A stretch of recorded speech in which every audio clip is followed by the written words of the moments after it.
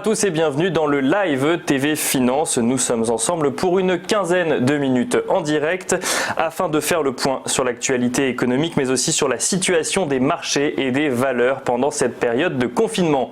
Au sommaire de cette édition, nous suivrons tout d'abord le cours de la Bourse de Paris à son ouverture avec Rodolphe Vial d'ABC Bourse avant de nous intéresser au market mover du jour avec Vincent Gann, analyste chez TradingView. Mais tout de suite, un petit peu d'actualité économique.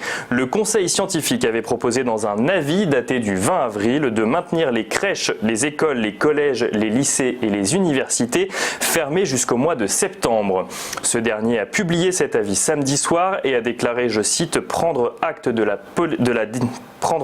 décision politique prenant en compte les enjeux sanitaires mais aussi sociétaux et économiques du gouvernement avant de lister les recommandations sanitaires à respecter pour la réouverture. Parmi les mesures évoquées, le respect d'une distance d'1 mètre entre chaque élève, assis en classe mais également dans les couloirs ou les escaliers.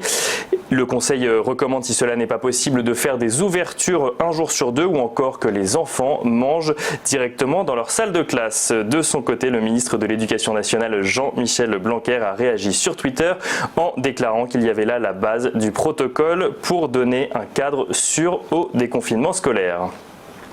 Deuxième actualité, Amazon est toujours contraint de réduire son activité. La Cour d'appel de Versailles a confirmé vendredi la décision du tribunal de Nanterre de procéder à une nouvelle évaluation des risques professionnels liés au Covid-19 avec les représentants du personnel et de prendre les mesures nécessaires. Celle-ci a en effet estimé que l'entreprise se contente de prendre des mesures au jour le jour sans plan d'ensemble maîtrisé.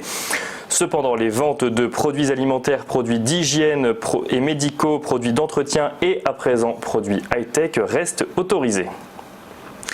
Et enfin, demain, mardi, Édouard Philippe présentera son plan pour permettre à la France de sortir du confinement le 11 mai prochain. Plan qui sera présenté devant l'Assemblée nationale à 15h. La présentation donc de la stratégie nationale du plan de déconfinement sera suivie d'une présentation spécifique liée à l'application de traçage Stop Covid qui suscite de vives réactions de toutes parts à propos du respect de la vie privée ou encore des risques de difficultés techniques. Du côté des marchés financiers à présent, le CAC 40 clôturé en baisse vendredi soir, moins 1,30% à 4393 points.